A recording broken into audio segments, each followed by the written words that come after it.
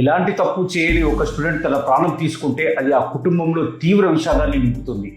మరి అలాంటిది వ్యవస్థ చేసిన తప్పుకి 13 మంది విద్యార్థులు ఆత్మహత్య చేసుకున్నారంటే దాన్ని ఏమంటాం? చిన్ననాటి నుండి అన్ని ఆనందాలను వదులుకొని స్నేహితులను ఆటపాటలను పక్కకు పెట్టి రోజుకు 12 గంటలు చదివి డాక్టర్ కావాలని ఒకే ఒక కళతో జీవించిన లక్షలాది మంది విద్యార్థులు ఈరోజు అడుగుతున్న ప్రశ్న ఒకటే: మేము పుస్తకాలను నమ్మాలా లేక వ్యవస్థను అనుమానించాలా అని. నీట్ ఇది కేవలం ఒక పరీక్ష మాత్రమే కాదు, లక్షల మంది విద్యార్థులు తమ కుటుంబాలు పెట్టుకునే ఆశ, వేల గ్రామాల ఆరోగ్య భవిష్యత్తు. అలాంటి పరీక్ష చుట్టూ పేపర్ లీకేజ్ ఎలిగేషన్స్ రావడం, దేశవ్యాప్తంగా నిరసనలు చెలరేగడం, విద్యార్థులు వీధుల్లోకి రావడం ఇవన్నీ ఒకే విషయాన్ని చెప్తున్నాయి: సమస్య కేవలం ఒక పరీక్షలో లేదు, సమస్య వ్యవస్థలో ఉంది అని. ఈ సమస్య మళ్ళీ జరగకుండా ఉండాలంటే ఎలాంటి సంస్కరణలు అవసరం అనే కోణంలో ఆలోచించి ఈ వీడియో చేయడం జరిగింది. దయచేసి వీడియో స్కిప్ చేయకుండా చివరి వరకు చూడండి. అలాగే మీ అభిప్రాయాలను కూడా కామెంట్స్ రూపంలో తెలియజేయండి. నమస్తే, నా పేరు నిట్టూరి రాజు. పేపర్ లీక్ అయింది, నిందితులను పట్టుకున్నారు, ఇక కథ ముగిసింది అని చాలామంది అనుకుంటారు. అయితే అసలు కథ అక్కడే మొదలవుతుంది. ఎందుకంటే క్వశ్చన్ పేపర్ లీక్ కావడం అనేది ఒక సంఘటన, కానీ అలా లీక్ అయ్యే పరిస్థితి రావడం ఒక సిస్టమ్ ఫెయిల్యూర్. వ్యవస్థలో ఎక్కడో భద్రత, బాధ్యత లోపించింది. అలాగే అవినీతి చొరబడింది. విద్యార్థులు రోడ్డుపైకి రావడానికి కారణం కేవలం ఒక పరీక్ష మాత్రమే కాదు, వాళ్ళు తమ భవిష్యత్తు కోసం పోరాడుతున్నారు. నిజాయితీగా చదివిన విద్యార్థి ఓడిపోతే, మోసం చేసిన వాడు గెలిస్తే అప్పుడు చదువుకున్న విలువ ఏంటి అని ప్రస్తుత యువత అడుగుతున్నారు. ఇది కేవలం నీట్ సమస్య కాదు, ఇది ప్రభుత్వాల మీద యువతకున్న నమ్మకం సమస్య.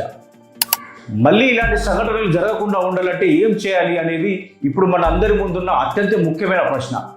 అందులో మొదటిది స్వతంత్ర జాతీయ పరీక్షా భద్రతా సంస్థ.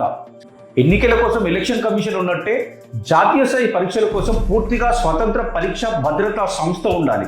ప్రభుత్వాల మార్పుతో సంబంధం లేకుండా పనిచేసే బాధ్యత ఈ సంస్థకు ఇవ్వాలి.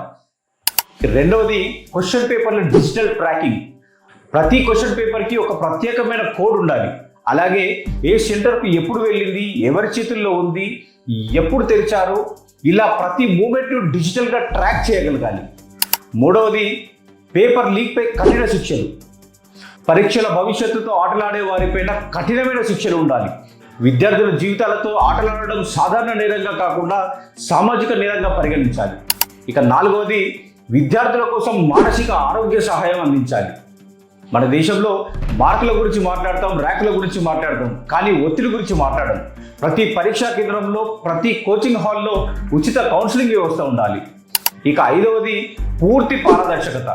ఎగ్జామ్ అయిపోయిన తర్వాత ఆన్సర్ షీట్స్, మార్కింగ్ విధానం, గ్రేస్ మార్కుల వివరాలు అన్ని విద్యార్థులకు స్పష్టంగా అందుబాటులో ఉంచాలి. ఒక విద్యార్థి ప్రాణం కోల్పోయిన తర్వాత సానుభూతి చెప్పడం సులభం, కొవ్వొత్తుల ర్యాలీలు చేయడం సులభం, సోషల్ మీడియాలో పోస్టు పెట్టడం ఇంకా సులభం. కానీ అలాంటి సంఘటన మళ్ళీ జరగకుండా వ్యవస్థను మార్చడం కష్టం. అదే మనం చేయాల్సింది. ఎందుకంటే మన పిల్లలకు జాలి అవసరం లేదు, న్యాయం కావాలి. సానుభూతి అవసరం లేదు, నమ్మదగిన వ్యవస్థ కావాలి. ఈరోజు సరైన సంస్కరణలు తీసుకువస్తే రేపటి విద్యార్థి తన పుస్తకాన్ని నమ్ముతాడు, తన కష్టాన్ని నమ్ముతాడు, అన్నిటికంటే ముఖ్యంగా ఈ దేశాన్ని నమ్మగలుగుతాడు.